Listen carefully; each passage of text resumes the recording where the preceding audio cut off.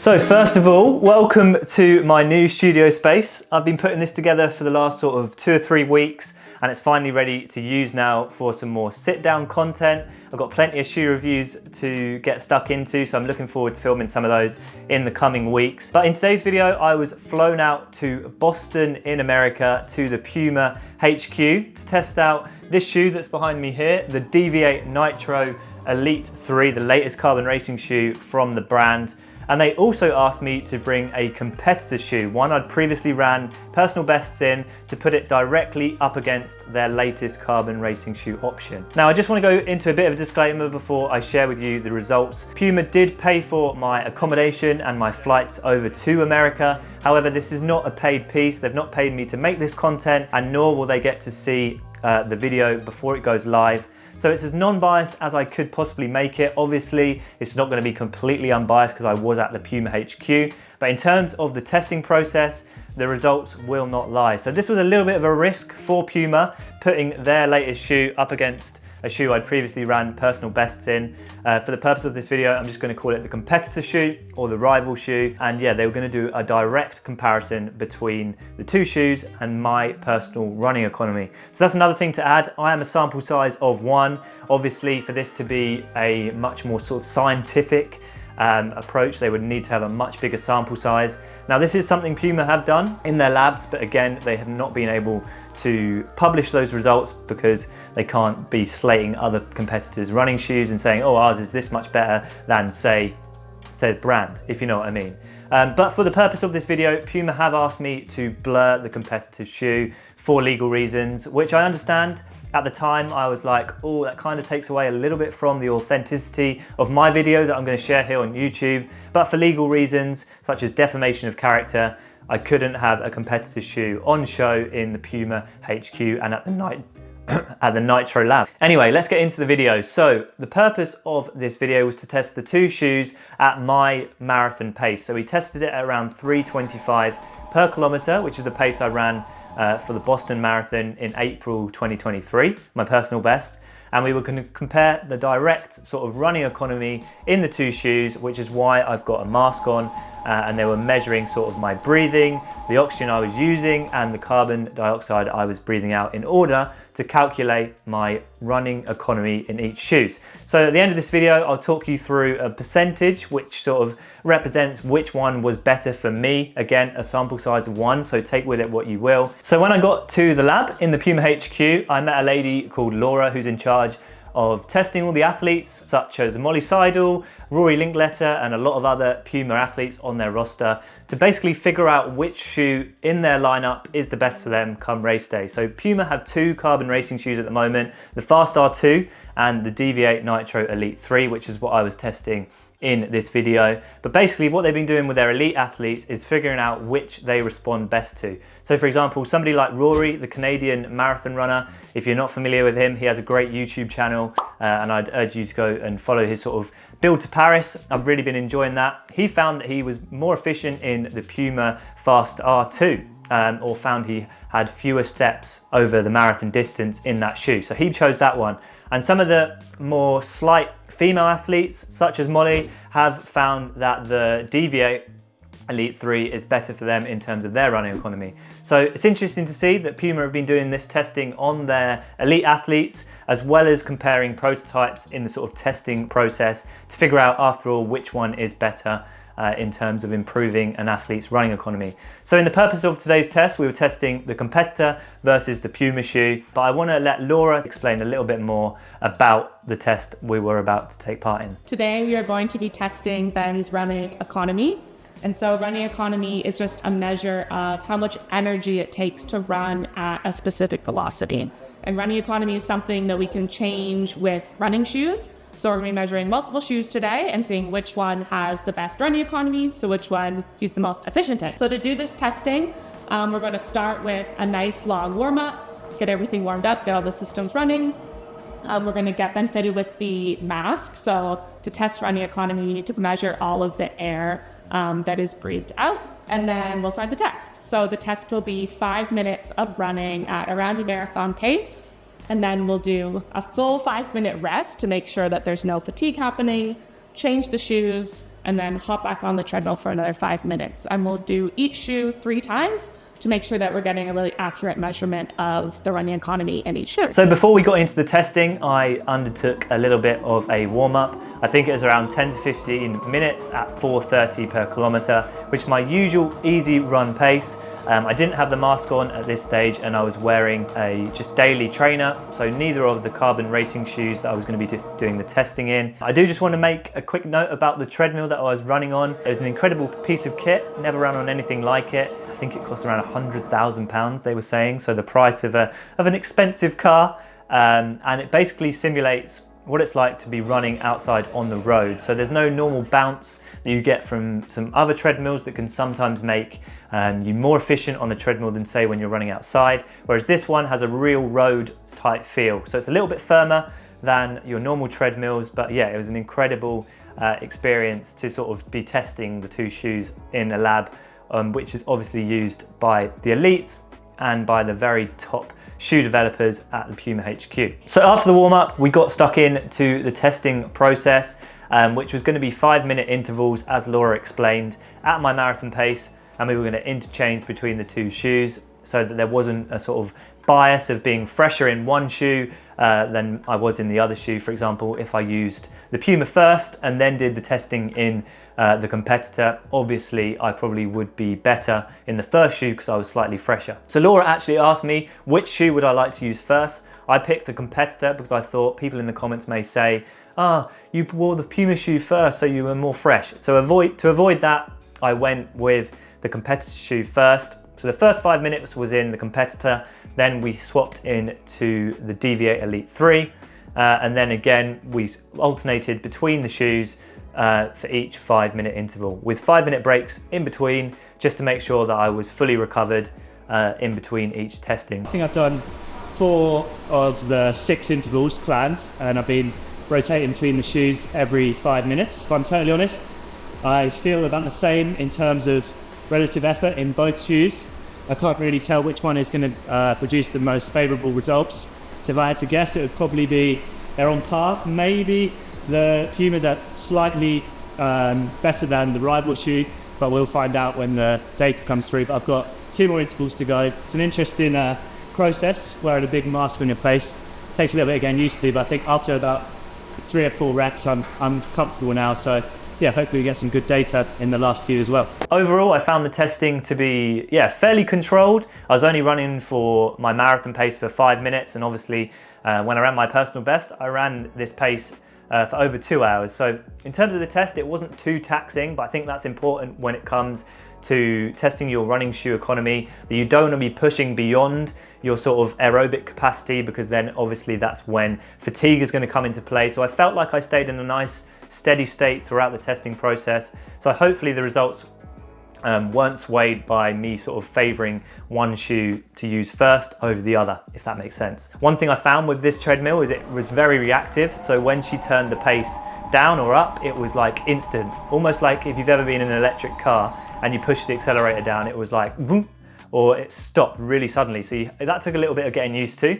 I think the runner's nerd, or Johannes, who was also doing some testing while I was there, struggled with that a little bit. It did feel a little bit jolty, but when you were running at speed, it felt nice and fluent, and it did definitely have that sort of road feel. It was a pretty simple process. I had a towel, I had a nose clip on, which was a little bit uncomfortable to start with, but you soon got used to it. Again, that was just to make sure that all of the sort of breathing that I was doing was through my mouth, so it could be measured using the equipment they had. If you look at the data that she's about to explain, there are multiple points, and these are each interval of which my running economy was measured at, and then she was able to do a direct comparison between the 2 shoes, which is where the interesting results were found. So again, I'm going to let Laura explain the results a little bit more, as she'll be able to do that a bit better than I can, and then I'll go over how I thought the shoes felt and ultimately which one I would pick for a marathon based on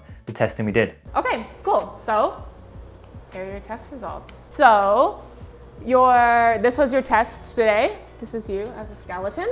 And your pace was 3:25 kilometers, running in the Deviate Nitro Elite 3 and a competitor model. So this is just an overview of what we did today and kind of what the importance of running economy. So running performance from a physiological standpoint is made up of 3 different aspects: running economy, your lactate threshold, and your VO2 max. And running economy is the only one that we can change with running shoes. So the other ones, you'll have to work hard to improve those. But running economy, we can directly influence and measure how running shoes change that. All running economy is the rate of oxygen or metabolic energy consumption required at a defined velocity. So if we run the same speed in 2 different shoes, if your energy consumption is lower in one of those shoes, that's better. Using less energy, you can run faster for the same amount of energy, essentially. So lower running economy is a good thing. And the running economy, we know from lots of research that it directly translates to running performance. However, this is not a one-to-one relationship. So if we see a 1% improvement in running economy, that doesn't necessarily mean that our race time is going to be 1% better. It's a little more of a complicated relationship than that, but it translates to running performance times. So these are your numbers. So on the side here, we have your running economy, which is measured in watts per kilogram, or your oxygen consumption. The Deviate Elite 3 is here, and the competitor shoe is on the other side. There's little gray dots, those show your individual trials, and then the black line shows your average. And again, lower running economy means you're more efficient. So we see the trend. We have quite a large change here. So you're 1.8% more efficient in the Deviate Elite 3 than the competition. Yeah. Good stuff. And so yeah, as I said, it's not a direct, doesn't mean you're gonna be 1.8% faster, but I did the math based on what Luke or Stefan, someone told me what your marathon. Marathon PB was 2:24. Yeah, I ran 2:24 in the competitor shoe.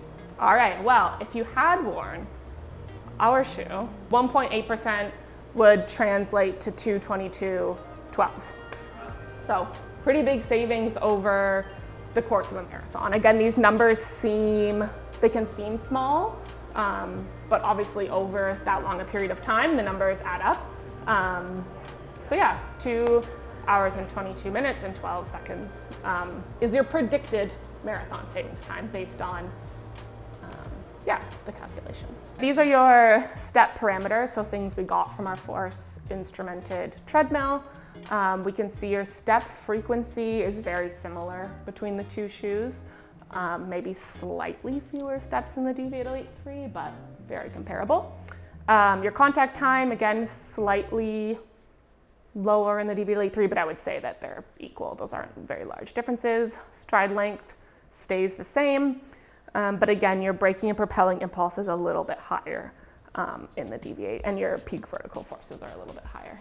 So hard to say whether it's not necessarily like, oh, that's great, or oh, that's bad. It's just a little bit about what the shoe does. Yeah, that's super interesting. So basically what I was saying, throughout the testing, I couldn't really feel any difference between the 2 shoes, which kind of is reflected in that data.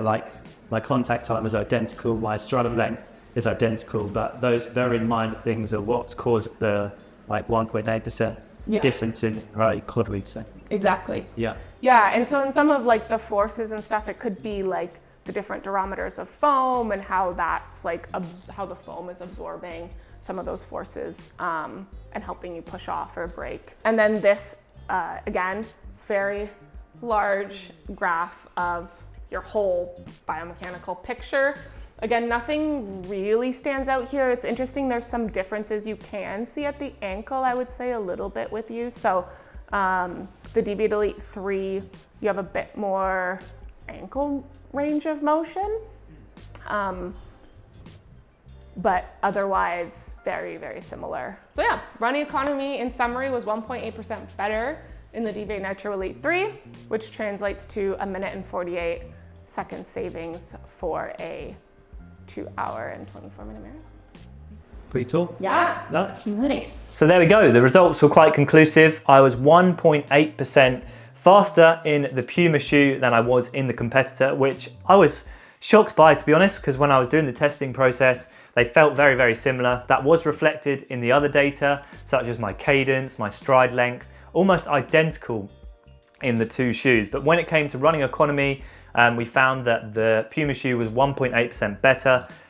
Just to put that into a bit of context, there was 2 other people doing the testing process with me. They've also put out content from the trip. One of those guys was the Runner's Nerd on Instagram, and he actually found that he was 0.4% better in the competitor shoe. Rachel was also there from Runner's World, and she found that she was 0.4% better in the Puma shoe. So there was a sample size of 3. I was much better in terms of my running economy in the Puma shoe. Johannes was ever so slightly better in the competitor, and Rachel was ever so slightly better in, again, the Puma shoe. So for me, that kind of gave the testing a little bit of credibility. Again, this was quite a big risk for Puma, putting their carbon racing shoe up against the shoes that we had previously ran personal bests in. They didn't get to see which shoe we were going to bring out. So I think internally they were sort of all thinking, oh, which shoe is Ben going to bring in terms of the comparison between the two. I wish, obviously, I could tell you which shoe that was, but I understand I can't. The testing showed that I was 1.8% better in the Puma, which would equate to around 1 minute and 48 seconds over the marathon for the same effort. So had I run the Boston Marathon in this shoe, I may have ended up running a little bit quicker. Obviously, there are other factors that come into play, but based on purely my running economy, that was the conclusion that was made. A really interesting process to go out to Boston. I do just want to say a big thank you for Puma for investing in me to come out and make that content. Yes, I wasn't paid, but it was an incredible opportunity, and I hope you got some insight from sort of the testing process and also a little bit about the new shoe. One thing I would love to just add to this video in terms of Puma and their carbon racing shoes, from my perspective, over the last sort of 2 or 3 years, they've been slowly catching up with the competitors, but in my opinion, they hadn't quite reached the sort of top level of the carbon racing shoe game. So for example, the Elite 2, which came out a few years ago, was a good carbon racing shoe, but I wouldn't have picked it over, say, some of the top dogs in the running shoe game. Now with the Deviate Nitro Elite 3, the foam has been upgraded. It's a lot more responsive than the previous version. The carbon plate feels a lot more snappy, and it's a super competitive weight. I think it weighs around 180 grams in my UK size 8. So basically, Puma have now caught up, is what I've concluded.